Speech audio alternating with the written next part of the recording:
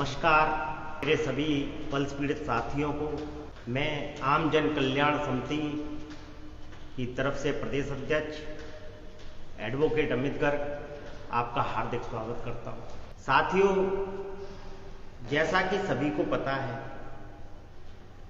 कि हम लोग लगातार 5 वर्ष से देश के चिट फंड कंपनियों के मुद्दे पर संघर्ष कर रहे हैं, क्योंकि हमारे पास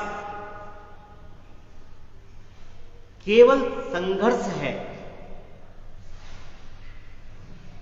लड़ने की क्षमता है। पीएससीएल की मैं बात करूं, पल्स एग्रोटेक कॉरपोरेट लिमिटेड, एक बहुत बड़ा नाम रियल एस्टेट कंपनी का हुआ करता था। यह कंपनी 1983 से इस देश में एमसीए से रजिस्टर होकर पूरे देश में कार्य कर रही थी। फिर ऐसा क्या हुआ कि 2014 में सेबी को इस कंपनी को बंद करना पड़ा। सहारा, साईं प्रसाद, न जाने कितने बड़े बड़े नाम। ठीक है, अगर सरकार को लगा सेबी के पास पावर नहीं थी, लेकिन फिर भी सेबी को जबरदस्ती पावर दी गई। पीएससीएल कंपनी में सेबी के मुताबिक ही 5 करोड़ 15 लाख इन्वेस्टर्स, निवेशक, जो कि गांव से, देहात से, शहरी इलाकों से, सभी वर्गों से, मजदूरी करने वाले, मेहनत करके कमाने खाने वाले, ऐसे ऐसे लोग जिन्होंने अपनी मेहनत की जमा पूंजी इस कंपनी में लगाई, उनका क्या दोष था? उन्होंने सिर्फ कंपनी को देखा, कंपनी की गुडविल को देखा, कंपनी को प्रमोट करने वाले लोगों को देखा। जब भारत के दिग्गज नेता, बड़ी बड़ी पार्टियों के नेता खुद आकर कंपनी के मालिक के साथ फोटो खिंचाते हैं, कंपनी को प्रमोट करते हैं, क्रिकेट के बड़े बड़े सेलिब्रिटी आकर कंपनी को प्रमोट करते हैं। भारत के तो छोड़ो, बाहर के देशों के बड़े बड़े खिलाड़ी, ऑस्ट्रेलिया के ब्रेट ली, भारत के युवराज सिंह, हरभजन सिंह, भारतीय जनता पार्टी के वरिष्ठ नेता स्वर्गीय वित्त मंत्री अरुण जेटली जी, राजनाथ सिंह जी, टंडन जी जैसे नेता, अटल बिहारी जी जैसे नेता इस कंपनी के साथ खड़े नजर आते हैं। तो सोचकर देखिए कि जो एक आम जनमानस है, उसकी नजर में कंपनी अच्छी होगी या बुरी। 20-22 वर्षों से कार्य कर रहे लोग जो इसके अंदर कैरियर बना रहे थे, लोगों को बचत करवा रहे थे छोटी छोटी, 2014 के बाद सब तबाह हो गया। कोई सुनने वाला नहीं, कोई समझने वाला नहीं। जिस एजेंट ने अपने मिलने वालों के पैसे लगवाए, आज वह गुनहगार हो गया। उसकी क्या गलती थी? दुख की बात यह है कि इस देश में न्याय प्रणाली कितनी लचर है कि न्याय होकर भी न्याय नहीं हो पाया। 5 वर्षों में ऐसा कोई भी राजनीतिक दल नहीं जिसके पास जाकर इस मुद्दे को, इसकी हकीकत समझाई न गई हो, बताई न गई हो। काम करने वाले वो लोग आंदोलनकारी बन गए, सड़कों पर धरने प्रदर्शन करने लगे, भूख हड़ताल करने लगे, ट्रेनें रोकने लगे। सोचकर देखिए, न वो किसी राजनीतिक दल से थे, वे सिर्फ सुबह से शाम तक अपना कार्य करते थे। ऐसे लोग सड़कों पर आए, 30-30 दिन भूख हड़ताल करी, 12-12 दिन तक धरने पर बैठे। क्या हुआ? बड़े बड़े नेता मंचों पर आए, अजीत सिंह जोगी छत्तीसगढ़, योगेंद्र यादव, प्रशांत भूषण, आम आदमी पार्टी के पूर्व नेता डॉक्टर धर्मवीर गांधी, सोचकर देखिए किसको नहीं पता था यह मुद्दा। लेकिन दुख की बात यह है कि इतना सब होते हुए भी किसी भी दल के नेता ने इस मुद्दे पर इंसानियत से आवाज नहीं उठाई। रोटियां सेकना अलग बात होती है चुनावी माहौल में। साथियों, कोई दिक्कत नहीं, निवेशकों का हक उन्हें मिलेगा और मिलना चाहिए। सुप्रीम कोर्ट में यह मामला 2014 से लगातार चल रहा है। वर्ष 2016 में 2 फरवरी 2016 को पूर्व न्यायाधीश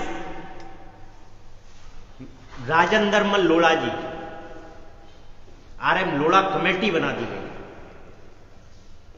उस कमेटी का कार्य था कि PSEL की जितनी भी चल अचल संपत्ति है उसको बेचकर समस्त निवेशकों का धन वापस किया जाए। 2 फरवरी 2016 से 2020 दिसंबर में हम लोग बैठे हुए हैं। भुगतान के नाम पर सिर्फ गुमराह किया जा रहा है। जिस प्रकार से भुगतान होना चाहिए था उस प्रकार से भुगतान नहीं हो रहा। ऑनलाइन वेबसाइट सेबी द्वारा खोल दी गई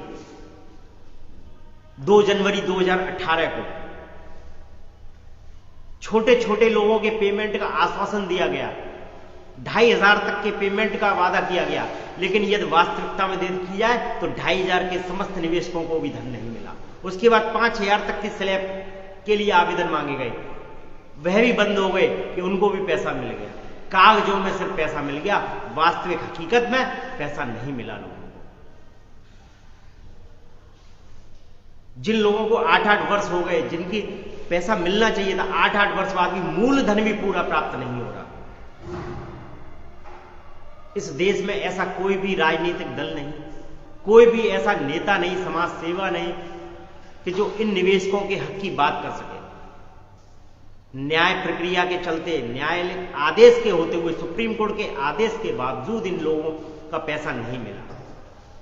मैं आम जन कल्याण समिति की तरफ से पुनः एक बार इन निवेशकों के हक की आवाज उठाने को प्रयासरत हूं और इसी श्रृंखला में 26 दिसंबर को मैं उत्तर प्रदेश के सभी एजेंट निवेशक साथियों से जो भी आ सकते हैं उनको आगरा आमंत्रित कर रहा हूं कि भगवान टॉकीज पर पल्स के ऑफिस में आए, क्योंकि आपका ऑफिस है। संपत्ति बेचकर जब पैसा मिलना है तो इस संपत्ति की रक्षा करना भी हमारा ही कर्तव्य है।